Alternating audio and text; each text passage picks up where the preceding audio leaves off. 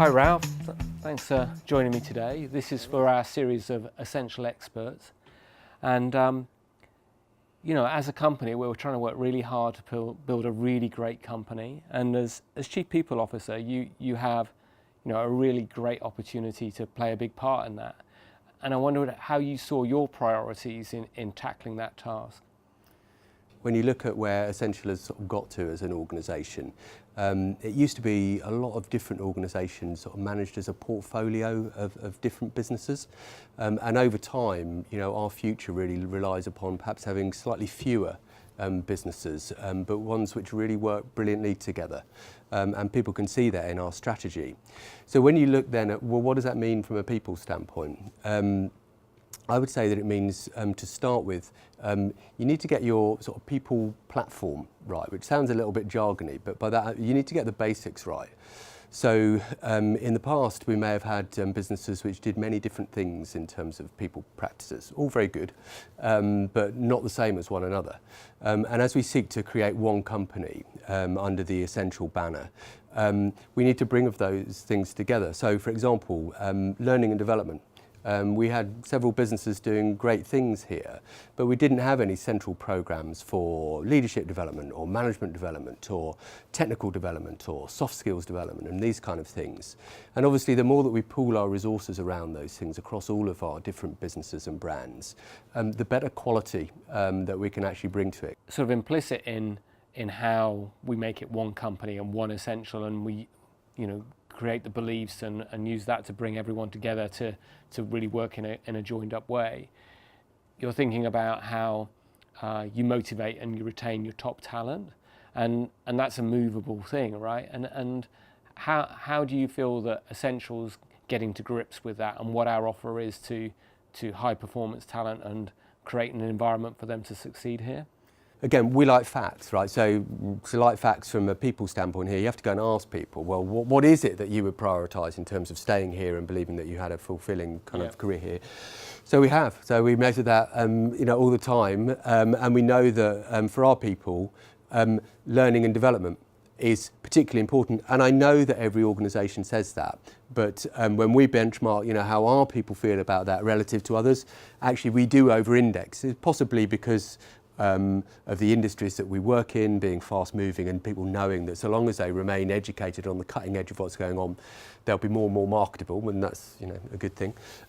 So we do invest a lot in learning and development in terms of sort of time and effort, not just in terms of sending people through programs, but through really investing a belief that line managers should see a fundamental part of their job as being educating their teams, as well as everything we might be able to provide from a central curriculum of training.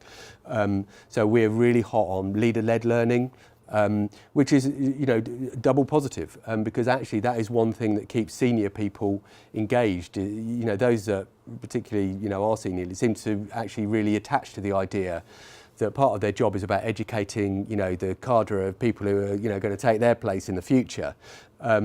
And if you are encouraged to do that and required to do that by your organisation, something that you kind of enjoy doing anyway, because let's face it, who doesn't enjoy doing that? If they are the head is full of knowledge and wisdom, who doesn't like passing it on? So we don't just encourage it, we require it in senior leaders, and senior leaders like that being part of their job, and of course everyone who works for them benefits from that in terms of, well, I learn more here than I do elsewhere. We know that career development then is important, because it's one thing to learn a load of stuff, but unless you can sort of then move and get salary and career progression on the back of having learnt more, well, so what?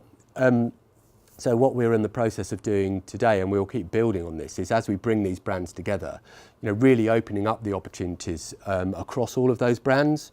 Very simplistically, having a vacancy list for the whole business, not just for the brand or the department that you work in. So anyone can apply for anything, anywhere within reason. And of course, in combination then, we end up with being able to offer far more opportunities to people, because globally we have 2,000 people and 2,000 roles, whereas if you stuck to any one brand, you might have a few hundred at best. And I think go back to that culture and those beliefs and those behaviours. I think any organisation, and we see that has a set of real virtues that people buy into as being authentic, that really that is a feature of when they walk into work of a morning, and they think, yeah, I am going to be treated like that. I am going to be treated with empathy. I am going to be working in an environment where the lines of communication don't stop at the edge of my brand or my department, but I'm encouraged to go and talk to other people and learn stuff and imbue other people with information that I've got. If that feels like it's real every day, that's worth a lot to people. And if they've got the learning and the career development opportunities and the right culture around them, certainly our experiences that they stay for a long time. Right. And there's a lot of discussion about what the world of work is going to look like, and you know, we have offices with slides in and all kind of funky furniture and stuff like that. And I guess that's something not really that Ascential's gone in for. I mean, the offices are nice and all the rest of it, but I guess kind of not all in on that really. How do you see the working environment changing over, you know, not necessarily the next 12 months, but a bit further out, and how we need to adapt to that? You know, because we're in very urban city centres at the moment. Is that something that would change? How do you see that evolving? For most people, actually having a certain degree of autonomy and having sort of freedom in the way that they work, you know, being measured on their output and what they deliver, but being allowed to do that from different locations, maybe from home sometimes, maybe from that location or that location, you know, to fit the working day effectively in when they would like it to be as an individual. That's what people really care about, right? Because it empowers them.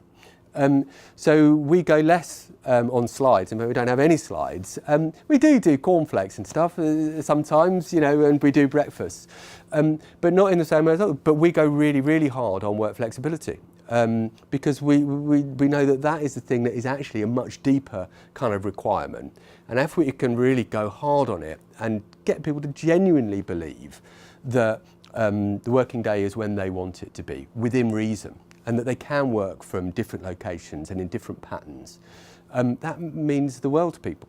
And if you're the organisation that is like absolutely authentic, it's in its endorsement of that and completely encouraging of it, there's all sorts of benefits. And I think that's what the modern workplace is going to look like more and more, less constrained to an actual office or a desk. And I know people have been talking about this for a while, but I think it's going to really accelerate now. And I genuinely think that Ascential is right on the cutting edge of that. There's now a growing amount of evidence that teams that are more diverse are better for business and perform better. We're a global business. How can we encourage diversity at Ascential and make it a reality? Yeah, I mean, I think it's not actually a belief, that it's more an emphatic kind of position at this point in time, because there's been a lot of work, you know, trying to sort of figure out, well, does diversity actually pay dividends, and does inclusion matter? And it does, right? We focus really on, look, you can be yourself at work.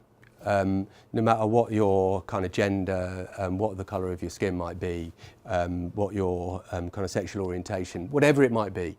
So, you know, we take a pretty kind of simple but sort of forceful position on this, is that you can bring yourself to work. Great, yeah, fantastic. No Real worries. pleasure talking to you, Ralph. Yeah, Thank likewise. you very Thank you. much. Cheers. Thank you.